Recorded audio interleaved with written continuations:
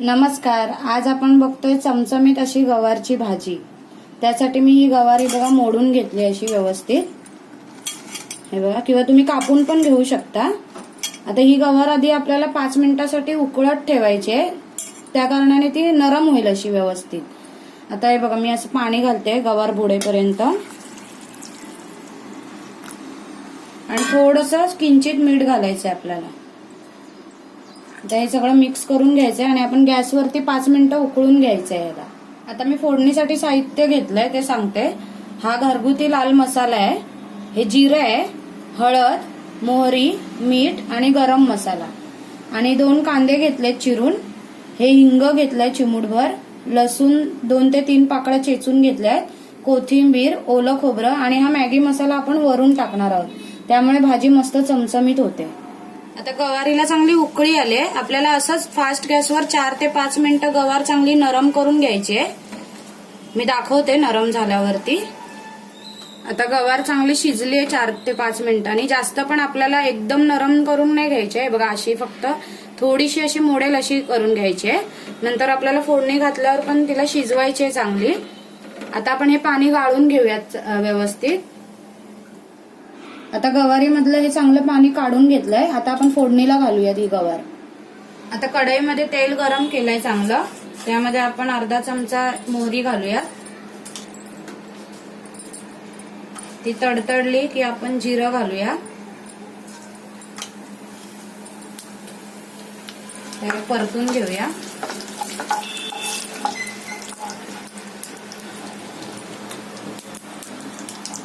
आता त्यामध्ये ह्या लसूण पाकळ्या घालूया.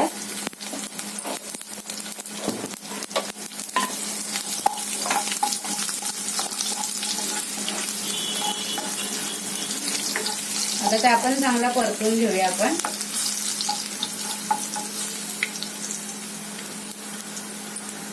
आता त्यामध्ये हे हिंग घालूया चिमूटभर.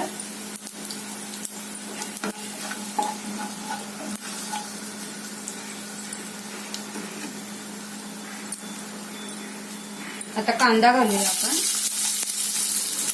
आणि हा चांगला परतून घेऊया नरम होईपर्यंत. आता कांदा चांगला परतून झालाय. आता आपण त्यामध्ये गरम मसाला घालूया अर्धा चमचा, हळद घालूया अर्धा चमचा आणि घरगुती लाल मसाला घालूया. हा ती तुम्ही तिखटाप्रमाणे घाला तुमच्या आवडीनुसार. आता हे चांगलं परतून घेऊया.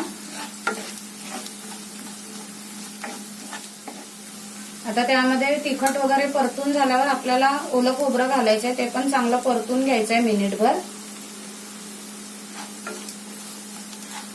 ओल्या खोबऱ्यामुळे चव जरा चांगली येते आणि ओलं खोबरं नाही घालायचं असेल तर मग तुम्ही शेंगदाण्याचा, भाजलेल्या शेंगदाण्याचा कूट पण घालू शकता.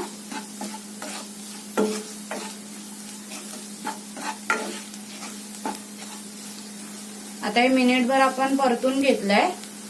आता त्यामध्ये आपण गवार घालूया.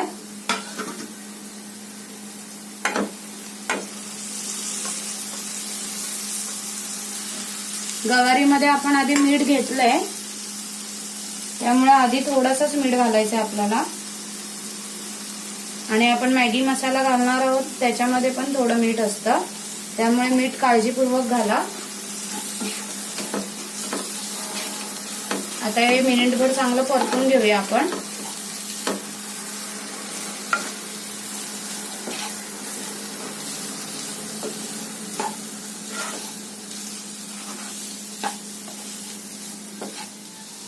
तर गवार चांगली मिनिटभर परतून झाले. त्यामध्ये थोडी कोथिंबीर आता घालायची आहे, ती पण चांगली परतून घ्यायची आहे मिक्स करून.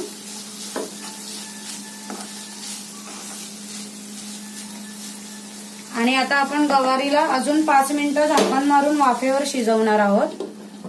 आता 5 मिनिटांनी बघूया आपण.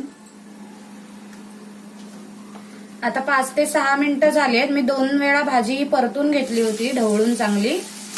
आता हे बघा, भाजी चांगली शिजली आहे व्यवस्थित. कलर पण छान आलाय. आता त्यामध्ये आपण हा मॅगी मसाला घालूया.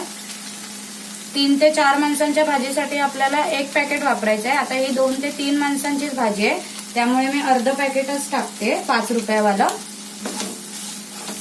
त्यामुळे भाजी मस्त चमचमीत होते. हा चांगला मसाला मिक्स करून घेऊया त्यामध्ये. आणि आता त्याचबरोबर कोथिंबीर वरून घालूया.